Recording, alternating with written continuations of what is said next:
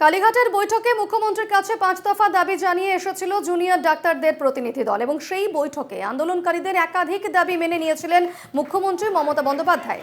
এরপরই জুনিয়র ডাক্তারদের দাবি মেনে কলকাতার পুলিশ কমিশনার, কলকাতা পুলিশের ডিসি উত্তর, রাজ্যের স্বাস্থ্য অধিকর্তা এবং স্বাস্থ্য শিক্ষা অধিকর্তা পদে রদবদল করা হয়। মঙ্গলবার বিকেল থেকে দফায় দফায় বৈঠকে বসেছিলেন জুনিয়র ডাক্তারেরা, করেছেন জিবি বৈঠকও। রাত 1:30 নাগাদ স্বাস্থ্য ভবনের সামনের ধর্ণা মঞ্চ থেকে জুনিয়র ডাক্তাররা জানান, সব দাবি মেনে না নেওয়া পর্যন্ত আন্দোলন চলবে।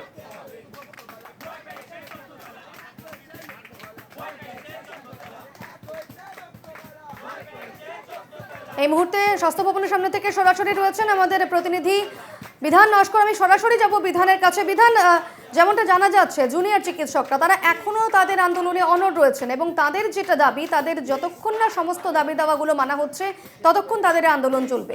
রিসেন্টলি তারা যেটা করেছেন, ইমেল করেছেন আবারও মুখ্য সচিবের কাছে, তারা আবারও আলোচনায় বসতে চাইছেন, কারণ তাদের যে চতুর্থ ও পঞ্চম দাবি রয়েছে সেই দাবি এখনো মেটেনি।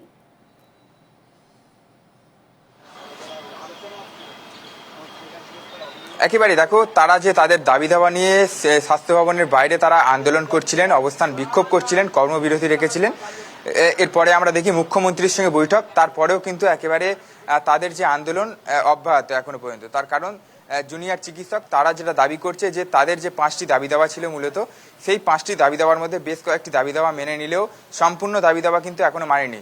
মূলত তাদের যে নিরাপত্তা ব্যবস্থা তা নিয়ে কিন্তু এখনো পর্যন্ত তারা সদুত্তর পায়নি। সেক্ষেত্রে তারা কিন্তু একেবারে মুখ্য সচিবের কাছে আজকে আবারও মেল মারফত জানিয়েছে যে তারা আবারও মুখ্যমন্ত্রীর সঙ্গে বৈঠকে বসতে চায়। যে দাবি দাবাগুলো এখনো পর্যন্ত মেনে নেওয়া হয়নি সেই দাবি দাবাগুলো নিয়ে তারা আলোচনায় বসতে চায়।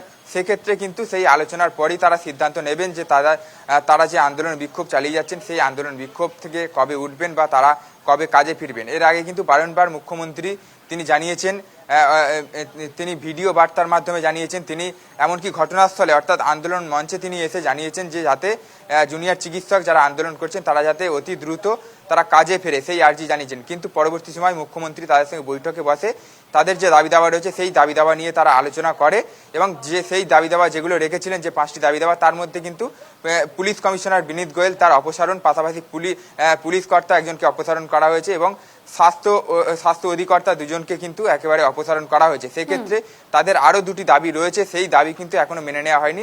সেক্ষেত্রে সেই দাবিগুলি মেনে নিলে তারপরে তারা আন্দোলন থেকে সরবেন বা তারা কাজে ফিরবে বলে এমনটা কিন্তু তারা জানাচ্ছে বারবার করে। একেবারে বিধান, সেই ছবি আমরা দেখতে পাচ্ছি। জুনিয়র চিকিৎসকরা তাদের আন্দোলনে এখনো অনড় রয়েছেন এবং তাদের যে দাবি দাবাগুলো রয়েছে তারা একেবারে স্পষ্ট জানিয়ে দিয়েছেন তাদের 5 দফা দাবি রয়েছে এবং সেই 5 দফা দাবির মধ্যে চতুর্থ ও পঞ্চম যে দাবি রয়েছে তাদের সেই দাবি কিন্তু এখনো মেটেনি। পাশাপাশি পঞ্চম দফায় বিধান তারা নতুন একটি সংযোজন করেছেন, সেখানে ছাত্র সংসদ নির্বাচনের কথা উল্লেখ করেছেন।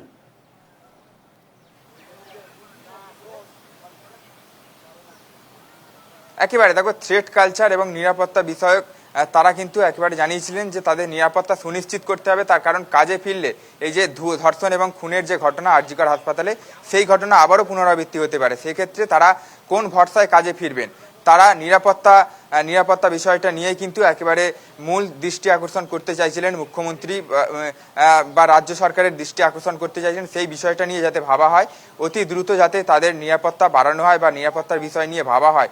সেক্ষেত্রে কিন্তু একেবারে তারা পাশাপাশি যেটা চাইছেন যে থ্রেট কালচার, সেই থ্রেট কালচার কিন্তু বন্ধ হোক, এমনটাও তারা দাবি করছেন এবং এই নিয়ে কিন্তু তারা এখনো পর্যন্ত আন্দোলনে অনড় রয়েছে। তারা অবস্থান বিক্ষোভ অব্যাহত রেখেছেন।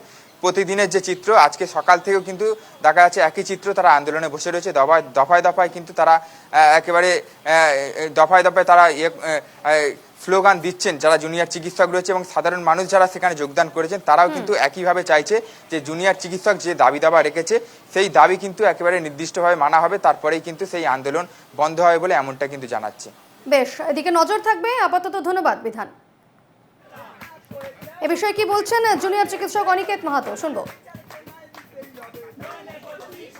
আমাদের যে চতুর্থ এবং পঞ্চম যে দাবি ছিল এবং প্রিন্সিপাল সেক্রেটারি সম্বন্ধে আমাদের যে দাবি ছিল, সেই দাবিগুলো নিয়ে আমরা আলোচনায় বসতে চাই এবং সেফটি সিকিউরিটি প্রশ্নে মহামান্য সুপ্রিম কোর্ট আজ যেভাবে আমাদের দাবিকে মান্যতা দিয়েছে, আমরা মনে করি এই দাবি নিয়ে এবং আমাদের পঞ্চম দফার যে দাবি ছিল, যেখানে আমরা চেয়েছিলাম যে দ্বিতীয় অভয়ার ঘটনা যাতে না হয়, সেই পরিস্থিতি কলেজ ক্যাম্পাসগুলোকে সুনিশ্চিত করতে হলে কলেজে কলেজে গণতান্ত্রিক পরিসরটাকে আরো বৃহত্তর করতে হবে।